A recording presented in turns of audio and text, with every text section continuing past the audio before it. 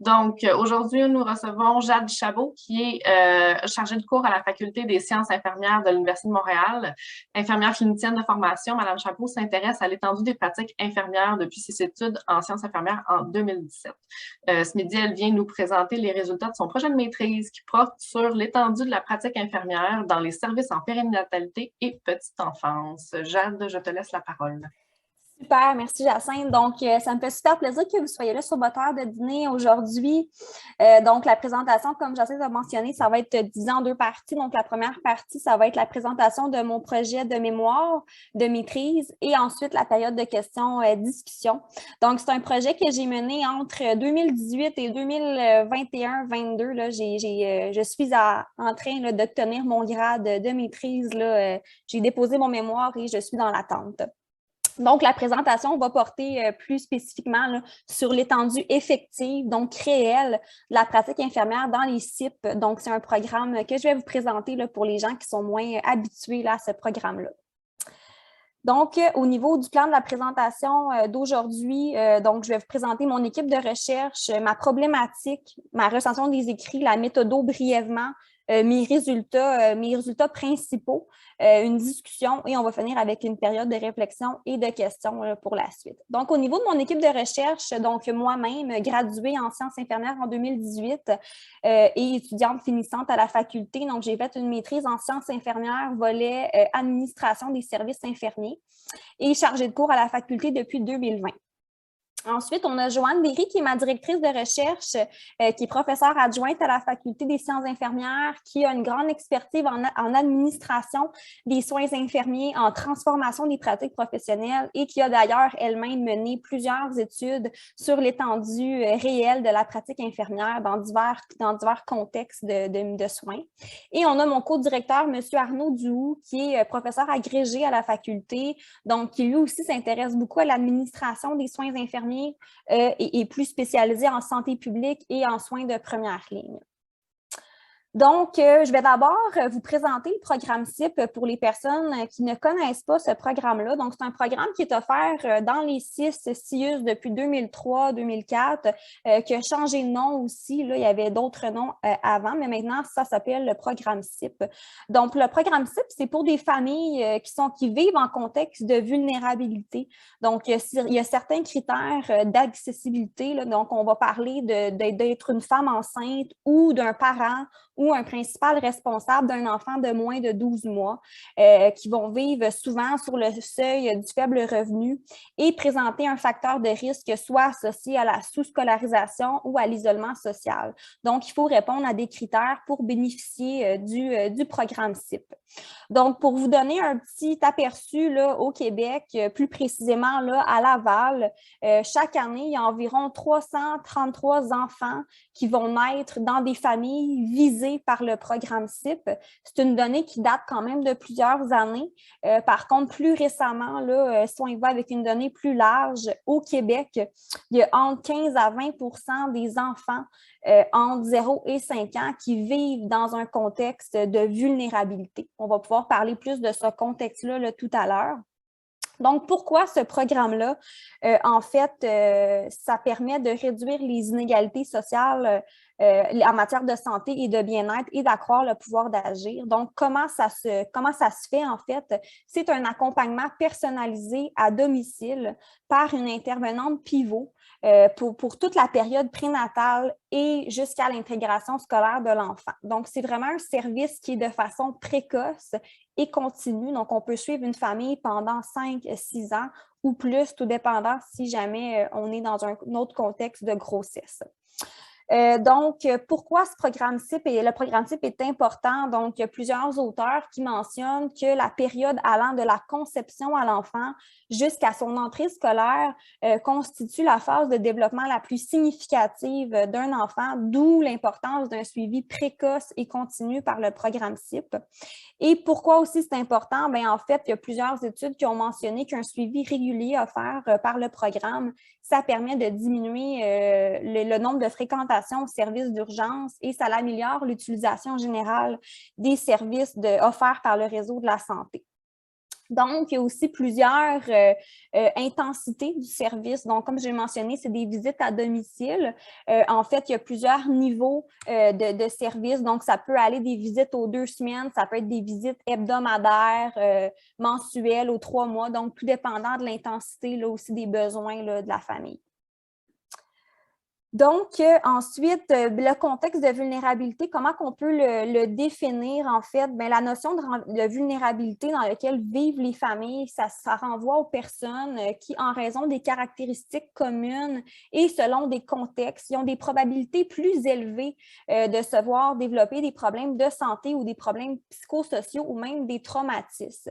Donc, dans les CIP, les familles, on va souvent parler de vulnérabilité parce que, bon, ils ont un faible statut socio-économique ou un faible niveau de scolarisation ou même qui vivent un isolement social.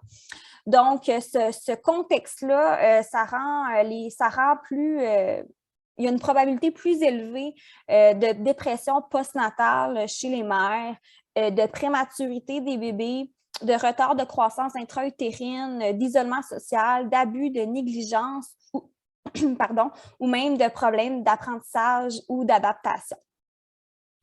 Donc, il y a une approche privilégiée dans le programme CIP. Donc, dans le contexte dans lequel vivent ces familles-là, on va souvent voir une approche interdisciplinaire et une collaboration interprofessionnelle pour bien accompagner ces familles qui vont présenter de multiples défis ou besoins qui sont complexes.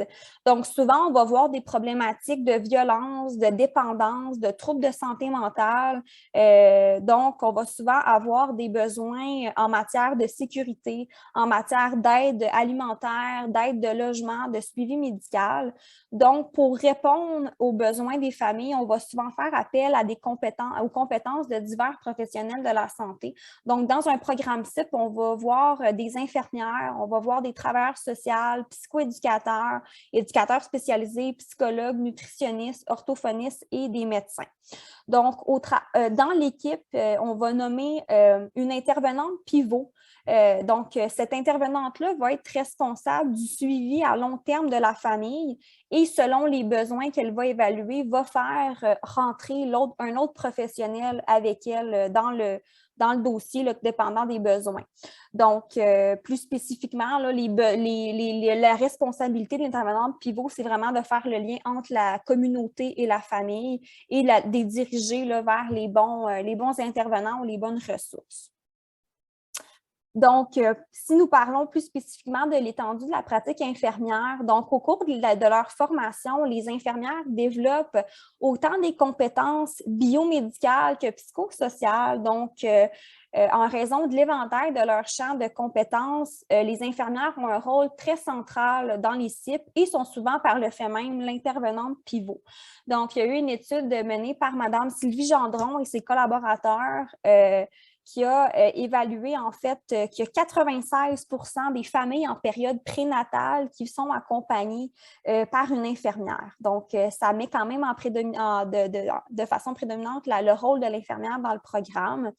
Donc, les infirmières vont s'assurer beaucoup de la santé, de la sécurité de l'ensemble de la famille, du développement moteur physique de l'enfant, soutenir la maman dans la période prénatale, postnatale. Donc, les infirmières vont avoir un rôle essentiel aussi dans la prévention, promotion de la santé. Leur pratique est beaucoup axée sur l'évaluation, la planification des soins, l'enseignement à la clientèle et aux familles et la communication et la coordination des soins. Donc, ensuite, pour caractériser la pratique infirmière, on utilise un terme qui est l'étendue de la pratique infirmière qui se définit par 6 dimensions sur lesquelles s'articule la pratique infirmière. Donc, on va parler de l'évaluation, de l'enseignement, de la communication, coordination des soins, l'intégration et l'encadrement du personnel, l'optimisation de la qualité et la sécurité des soins et la mise à jour et l'intégration des connaissances. Donc, ça, c'est vraiment les 6 dimensions qui caractérisent la pratique infirmière selon Damour, qui a été une professeure à la Faculté des sciences infirmières, qui a mené plusieurs études là, sur l'étendue de la pratique infirmière. Donc, par la suite, en fait, sur quoi se repose mon projet, puis pourquoi j'ai décidé de mener une étude sur ce sujet-là. Donc, depuis plusieurs années, il y a plusieurs études qui sont arrivées à la même conclusion, qui ont évalué que les infirmières sous-utilisaient, en fait, il y avait une sous-utilisation de l'ensemble des compétences des infirmières. Donc, c'est une préoccupation qui a été reconnue et répandue dans plusieurs milieux de pratique, comme les milieux de soins aigus, mère-enfant, pédiatrie, chirurgie et même dans des milieux de soins primaires. Plus spécifiquement, il y a une étude menée dans des cliniques de médecine familiale au Canada en 2014 qui ont mentionné que 40 des infirmières et des infirmiers participants qui ont mentionné qu'ils n'occupaient pas leur pleine étendue de pratique. Donc, le déploiement non optimal de la pratique infirmière entraîne plusieurs répercussions sur le système de la santé, sur les patients, sur les infirmières, donc sur la satisfaction professionnelle des infirmières, sur le taux de rétention, sur les coûts liés aux soins, sur la sécurité, la qualité des soins offerts aux patients. Donc, en raison de ces impacts non négligeables, et l'importance de la pratique infirmière, surtout auprès de cette clientèle-là. Moi, j'ai décidé de mener une étude pour explorer l'étendue effective de la pratique infirmière dans les CIP. Donc, mon but, c'est une étude qualitative. Donc, je voulais vraiment aller discuter avec les infirmières par rapport à leur perception sur leur propre étendue de pratique. Pour répondre à mon but, j'ai 3 questions de recherche. Donc, la perception des infirmières, tout d'abord, quant aux activités professionnelles de leur étendue de pratique dans les CIP. Je me suis concentrée sur 3 dimensions sur les 6, puisque, bon, c'est une étude qualitative, je ne pouvais pas évaluer les 6 dimensions et je me suis focusée sur les 3 dimensions principales de la pratique infirmière dans les CIP, dont l'évaluation, l'enseignement et la coordination des soins. Ensuite, je me suis également intéressée à la perception des gestionnaires quant à l'étendue effective de la pratique infirmière dans les CIP. Et pour finir, je me suis intéressée sur les facteurs qui facilitent ou qui limitent le déploiement optimal de l'EPI dans les CIP.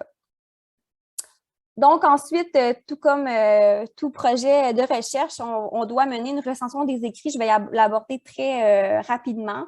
Donc, en fait, pour mieux définir l'étendue de pratique, j'ai débuté avec l'exploration en fait du concept de l'étendue de pratique infirmière, donc comment on le définissait, donc une première partie par rapport à ça. Et après ça, je me suis concentrée sur la différence entre l'étendue de pratique qui est plus optimale et qui est plus effective. Ensuite, je me suis concentrée sur la pratique infirmière dans les CIP, donc plus spécifiquement ce qui qualifie son étendue de pratique, donc son champ d'exercice, ses activités réservées, ses standards de pratique et pour finir, les facteurs qui pouvaient influencer le déploiement optimal. Donc, au total, j'ai à peu près trouvé là, 540 articles qui ont ressorti. J'en ai gardé environ une 50aine pour mon projet de recherche. Donc, ensuite, au niveau de l'étendue de pratique, donc j'ai défini l'étendue de pratique. Donc, c'est vraiment l'éventail des fonctions et des responsabilités qui sont confiées légalement aux infirmières et pour lesquelles elles détiennent la formation, les connaissances et les compétences qu'ils ont acquises au travers de leur formation. L'étendue de pratique, elle est regroupée en 6 dimensions, comme je vous ai dit, et au travers ces 6 dimensions-là, on a 26 activités professionnelles qu'elles doivent mettre en œuvre de façon quotidienne. Ensuite, on a l'étendue de pratique qui est optimale. Donc, ça veut dire que la pratique infirmière, elle est complètement en lien avec les compétences qu'elles ont acquises par la formation, leur type d'emploi et leur niveau d'expérience. Et l'étendue effective, donc moi, c'est ce concept-là que je me suis concentrée. Donc, c'est vraiment les activités professionnelles qui sont réellement exercées par les infirmières. Pour évaluer ce concept-là, il y a le KIPI, que c'est un questionnaire. C'est un outil qui a été développé par Madame Damour et ses collaborateurs qui permettent d'évaluer de façon quantitative l'étendue de pratique infirmière. Donc, l'EPI effective, elle est influencée par plusieurs caractéristiques de l'environnement de travail. Donc, au niveau, si on va voir un peu les études qui se sont intéressées dans les dernières années, donc il y a plusieurs auteurs qui ont utilisé le KIPI qui ont publié des résultats très intéressants sur l'étendue effective de la pratique infirmière. Donc, tout d'abord, en 2012, on a une étude qui a été menée dans 22 unités de soins de 11 établissements de soins au Québec. Donc, les infirmières ont été invitées à utiliser le questionnaire et à se prononcer sur la fréquence avec laquelle elles exerçaient les activités là, spécifiques à leur étendue. Donc, c'est une échelle qui est utilisée de 1 à 6. Donc, 1, c'est jamais, 6, toujours. Et on a été voir en 2012 que les infirmières, vraiment, le score global était très inférieur à ce qui était attendu, donc avec un score de 3,47 sur 6. Donc, ça laisse présager que les infirmières intègrent qu'une partie là, de leur activité là, pour lesquelles elles seraient formées et autorisées à faire. En 2013, on a Mme Derry qui a fait son doctorat sur ce sujet-là, qui est allée mesurer l'étendue effective de la pratique infirmière, donc qui a eu un score aussi semblable avec un 3,21 sur 6. Cette étude-là a été menée auprès de 301 infirmières travaillant en contexte pédiatrique et de mère-enfant. Donc, encore une fois, on voit que c'est vraiment les activités sont réalisées que parfois dans la pratique infirmière. Les activités qui ont eu les plus hauts scores, c'est l'enseignement à la clientèle et aux familles et l'évaluation et la planification des soins, tandis que les activités qui ont les plus bas scores, c'est l'optimisation de la qualité et la sécurité des soins et l'intégration et l'encadrement du personnel. Ensuite, plus récemment, en 2021, Mme Derry a aussi mené une autre étude auprès de 222 infirmières dans des unités mère-enfant. Donc, il y a encore un score semblable là, aux dernières études avec un score de 3,69 sur 6. Donc, moi, au travers de ces résultats-là, il y a également plusieurs facteurs qui peuvent expliquer pourquoi l'étendue n'est pas optimale encore à ce jour. Donc, ça, c'est vraiment les facteurs qui ont ressorti au travers de ma recension. Donc, ce qu'on a mentionné, un facteur qui pouvait influencer, c'est le soutien au développement professionnel. Donc, est-ce que les infirmières ont accès à du soutien, à des opportunités d'apprentissage, de croissance aussi? Ensuite, on a l'autonomie professionnelle. Donc, est-ce que les infirmières ont le pouvoir de prendre des décisions et ont la liberté d'agir conformément à leurs connaissances? Ensuite, on a l'équipe professionnelle et la collaboration. Donc, en fait, l'équipe professionnelle, ça peut être un facteur positif ou un facteur négatif. Ça dépend toujours. Donc, les équipes de soins diversifiées, donc quand il y a beaucoup de professionnels impliqués, on peut voir un chevauchement dans les rôles et une ambiguïté dans les rôles dans l'équipe. Donc, il y a plusieurs auteurs qui ont mentionné des fois que l'infirmière, des fois, les autres professionnels ne savent pas vraiment c'est quoi son rôle et on peut chevaucher des fois son rôle avec des fois un travailleur social ou un physio ou un nutritionniste. Donc, des fois, il y a des chevauchements de certaines activités. Il y a également une ambiguïté de rôle et un conflit de rôle. Donc, des fois, on ne sait même pas, nous, en tant qu'infirmière, notre rôle et un conflit de rôle au travers des professionnels. Il y a également la charge de travail, hein, comme on le sait dans les dernières années, les besoins de la population, l'acuité des soins ne cesse de s'intensifier. Donc, les infirmières font face à une charge de travail qui est de plus en plus élevée. Ensuite, donc pour mon étude, j'ai utilisé une approche qualitative exploratoire. Donc, moi, je voulais vraiment aller comprendre ce qui se passait au travers de la perception des infirmières. Donc, souvent, c'est une approche qu'on utilise quand il y a peu de connaissances sur le sujet. Puis, comme il n'y avait aucune étude qui avait exploré l'étendue effective dans le domaine spécifique des CIP, donc c'est pour ça que j'ai utilisé une approche exploratoire. Ensuite, donc pour mon milieu de réalisation, donc je l'ai fait dans une équipe CIP, dans un CLSC que je vais garder confidentiel. Le territoire que j'ai sélectionné, en fait, je l'ai sélectionné parce qu'il couvrait la plus grande zone de vulnérabilité dans la région. Ensuite, au début de mon projet, j'avais comme idée de faire 6 à 8 entrevues. Par contre, bien sûr, il y a eu des changements là, dans la dernière année qui a fait en sorte que j'ai dû diminuer le nombre de mes entrevues. Donc, j'en ai fait 4, donc auprès de 3 infirmières et de leur AIC. J'ai pas pu rencontrer en fait, j'ai rencontré leur AIC qui est une gestionnaire de proximité qu'on peut appeler. Par contre, j'aurais aimé rencontrer des gestionnaires plus d'organisation. Par contre, ça a été impossible en raison de plusieurs restructurations. Donc, mon processus, en fait, en 2019, j'ai rencontré la responsable du programme CIP. J'ai passé un comité scientifique par la suite avec l'université, ensuite un comité scientifique et éthique avec l'organisation et j'ai mené mes entrevues semi-dirigées en mode virtuel en 2021 et j'ai publié les résultats en 2022.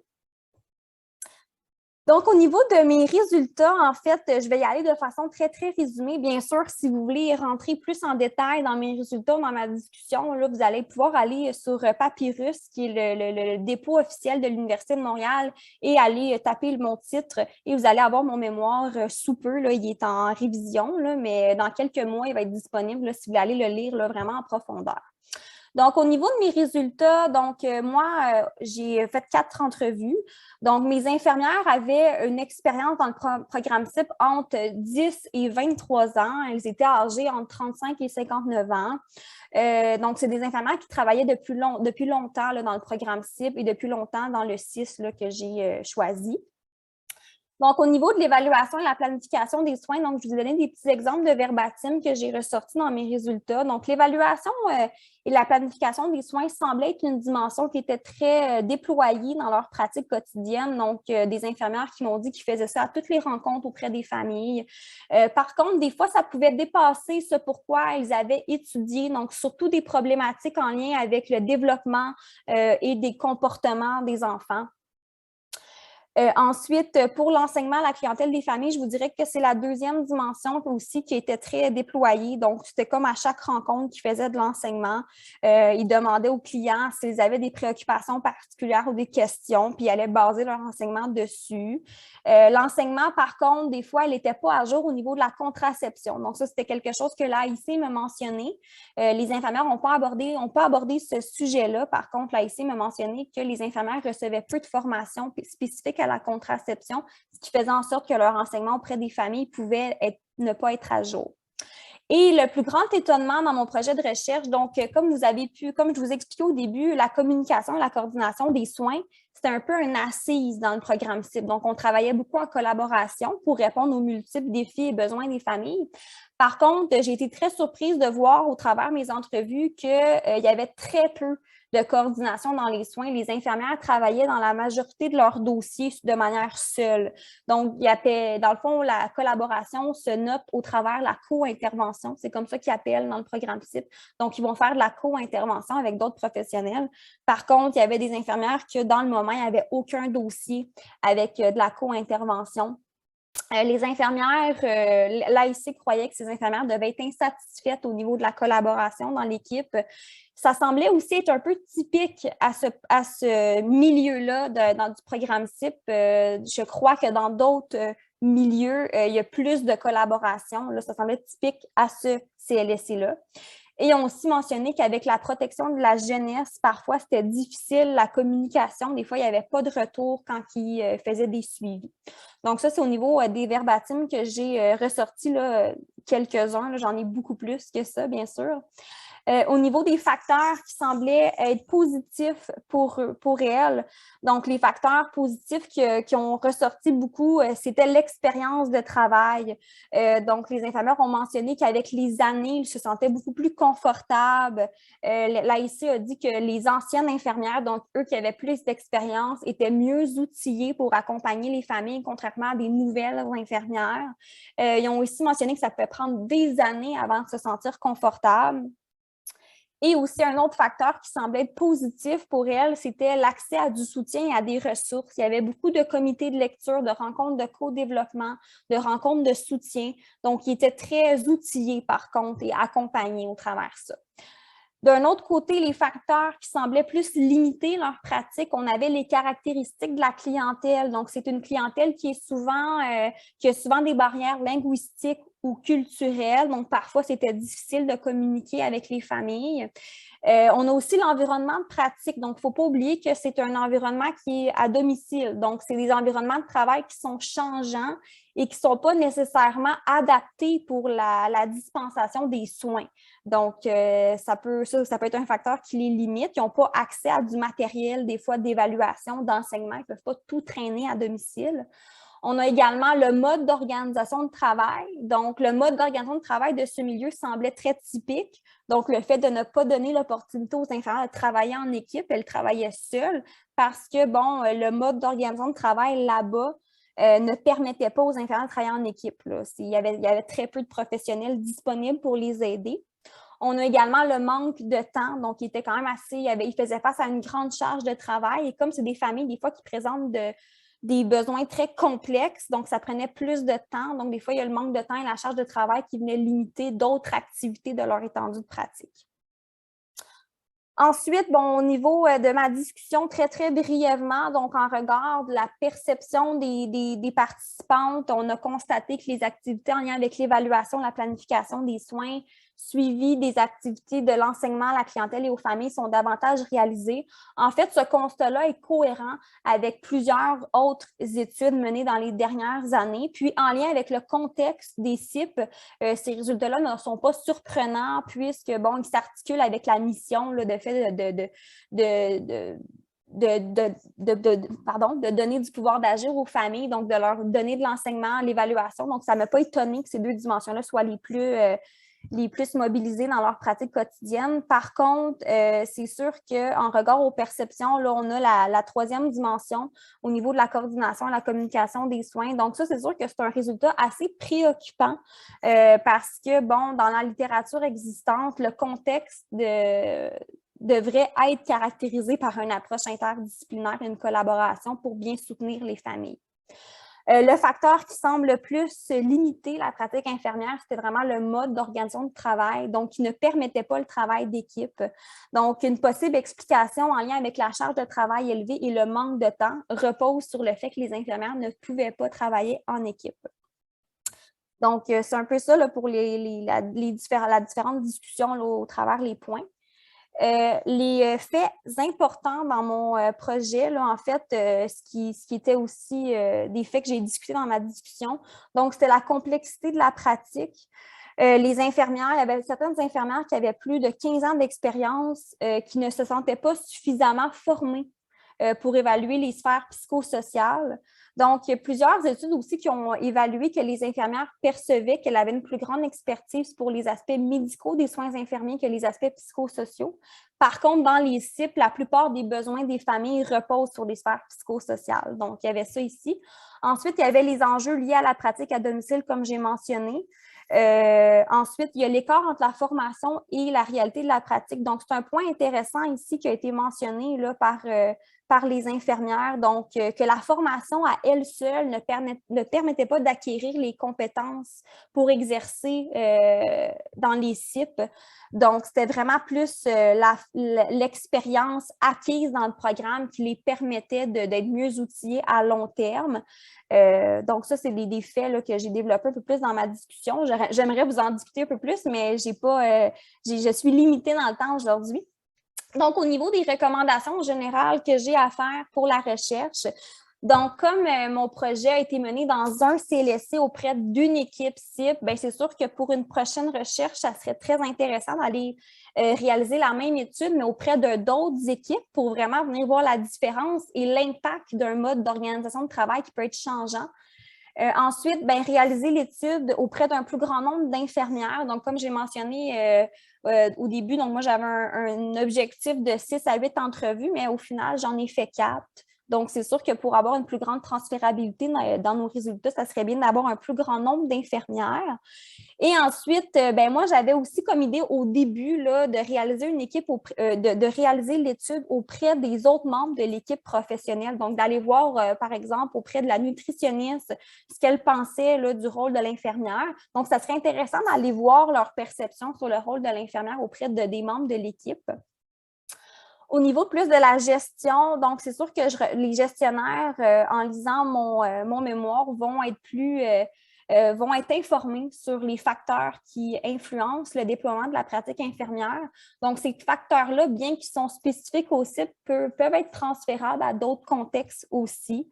Donc, c'est sûr que les gestionnaires doivent mettre en place des stratégies pour optimiser le déploiement de l'étendue de la pratique infirmière et implanter, plus spécifiquement dans les cibles, bien, ça serait super important d'implanter un modèle de travail qui permettrait aux infirmières de collaborer avec les autres membres de l'équipe.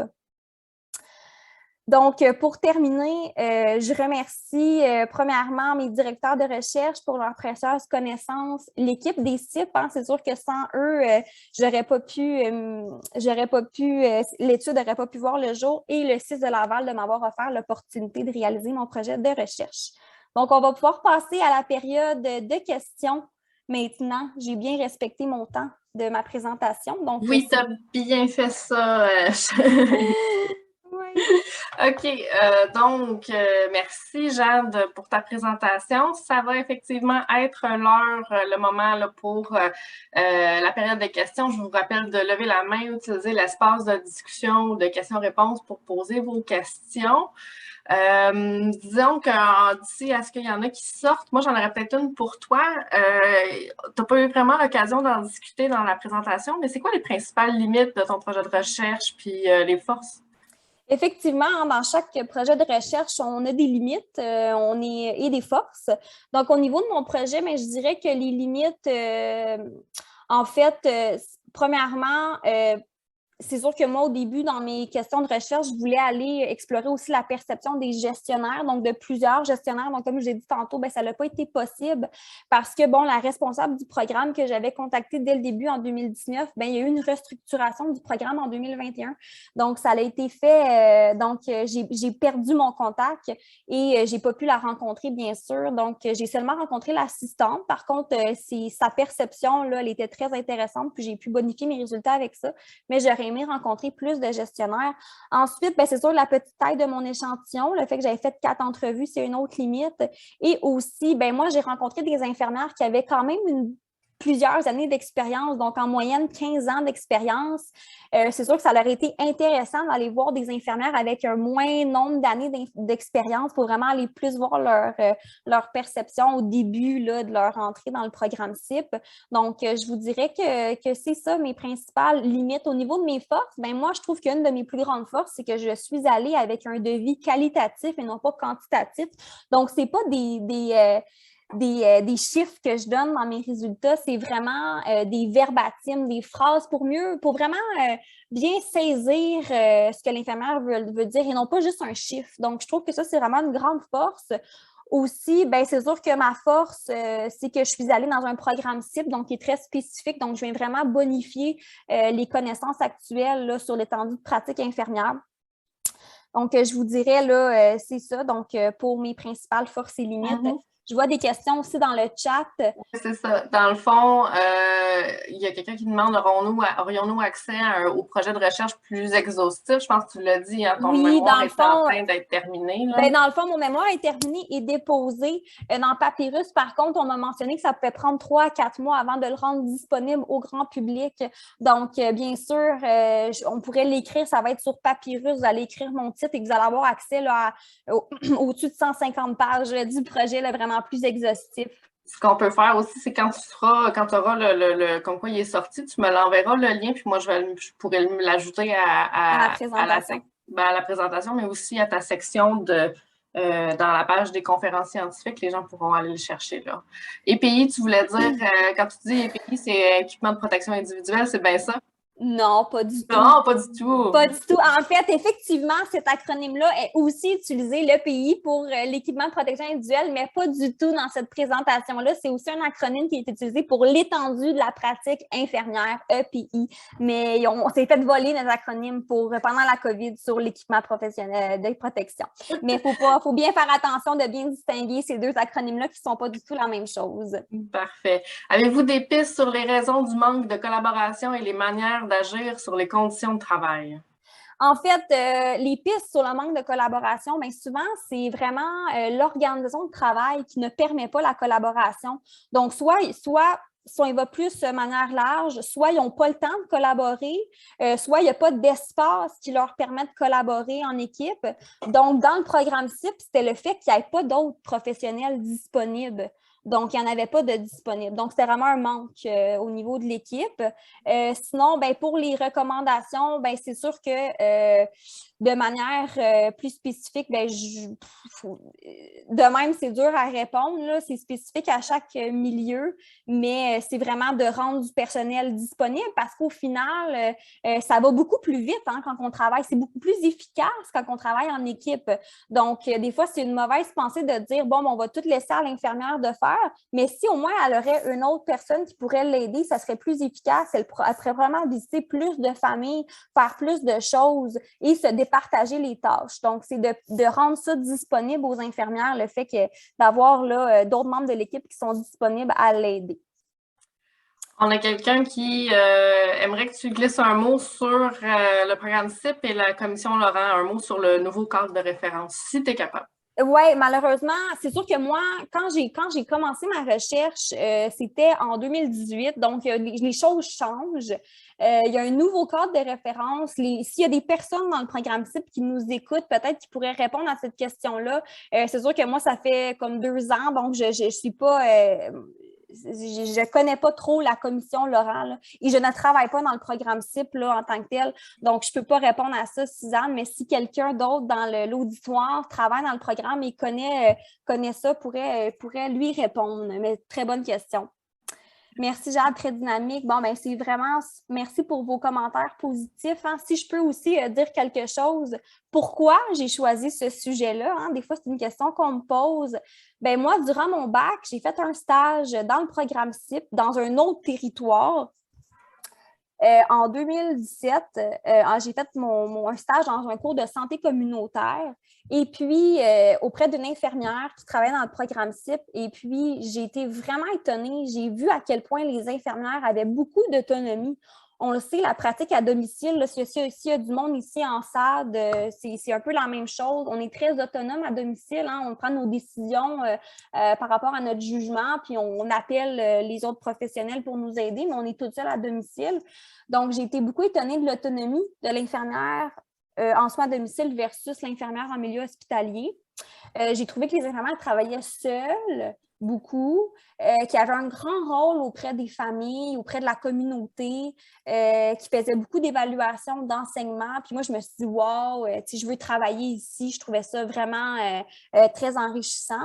Donc, il y a un intérêt de recherche qui m'est né avec le programme CIP. Fait qu'au début, je le savais que je voulais faire mon mémoire sur ma recherche dans le programme CIP, mais je ne savais pas sur quel sujet.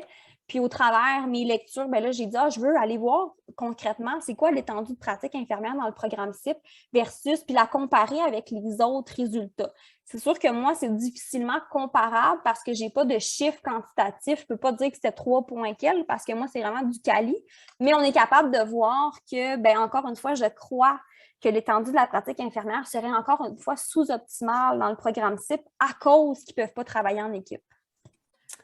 Donc, c'est un peu ça. Est-ce qu'il y avait d'autres questions? Moi, j'en aurais peut-être une sur qu'est-ce que tu recommanderais pour la formation là, quand tu vas à ce que tu as vu là, de ton étude puis tout ça. Y aurait-il des recommandations pour la formation? Ben oui, effectivement. Donc, c'est sûr que moi, en lien avec mon rôle de chargée de cours aussi à la faculté, dans les dernières années, j'ai intégré beaucoup de connaissances par rapport à l'étendue de la pratique infirmière. Les infirmières qui ne savent même pas c'est quoi, qui pensent que c'est juste des tâches qu'elles font de manière quotidienne, comme des ponctions veineuses, puis tout ça, mais concrètement, ça se définit vraiment plus loin que ça. Donc, maintenant, j'ai intégré des cours sur l'étendue de la pratique infirmière, donc on en parle beaucoup plus.